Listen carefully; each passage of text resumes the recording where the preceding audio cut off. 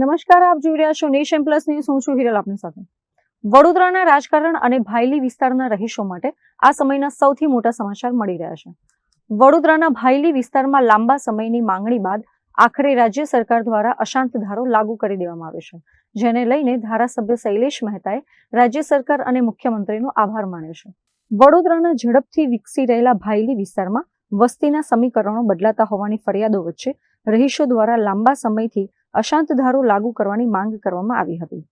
ડભોઈ વિધાનસભાના ધારાસભ્ય શૈલેષભાઈ મહેતાએ આ મુદ્દે સરકારમાં અનેક વખત રજૂઆતો કરી હતી.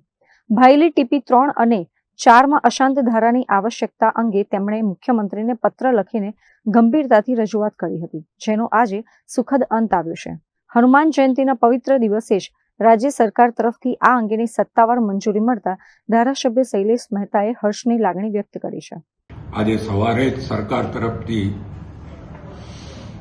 ગઈકાલે જે મુખ્યમંત્રીએ જાહેરાત કરી હતી અને આજે અમારી પાસે જે પરિપત્ર મોકલવામાં આવ્યો છે કે ભાયલી વિસ્તારની ટીપી 3 અને 4ના કેટલાક વિસ્તારોમાં જે લોકોની લાગણી અને માંગણી હતી અને 22ની ચૂંટણીમાં ભાયલી ખાતેની જાહેર સભામાં અમે જાહેરાત કરી હતી કે ભાયલીમાં અશાંત ધારો આવશે. આજે સરકારે અશાંત ધારાને મંજૂરી આપી છે, ત્યારે હું આપના મારફત ભારતીય જનતા પક્ષની ગુજરાત સરકાર અને ખાસ કરીને માનનીય મુખ્યમંત્રી ભૂપેન્દ્ર પટેલ અને નાયબ મુખ્યમંત્રી હર્ષ સંઘવીનો દિલથી આભાર માનું છું અને ભાયલીની તમામ પ્રજાને અભિનંદન આપું છું.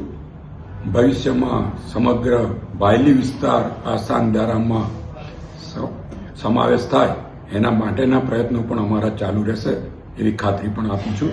આજના દિવસે ફરીવાર હનુમાન જન્મોત્સવની તમામને શુભેચ્છા, અભિનંદન. જય શ્રી રામ. અત્રે ઉલ્લેખનીય છે કે અશાંત ધારો લાગુ થવાથી હવે આ વિસ્તારોમાં મિલકતોના વેચાણ અને હસ્તાંતરણ પૂર્વે કલેક્ટરની મંજૂરી લેવી અનિવાર્ય બનશે, જેનાથી વસ્તીનું સંતુલન જળવાઈ રહેશે.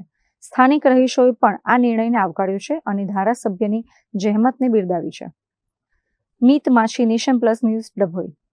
સમાચારોનો સતત અપડેટ મેળવવા માટે અમારી નેશન પ્લસ ન્યૂઝની યુટ્યુબ ચેનલને સબસ્ક્રાઇબ કરો, બેલ આઇકન દબાવો અને જોડાયેલા રહો ફેસબુક, ઇન્સ્ટાગ્રામ અને ટ્વિટર પર.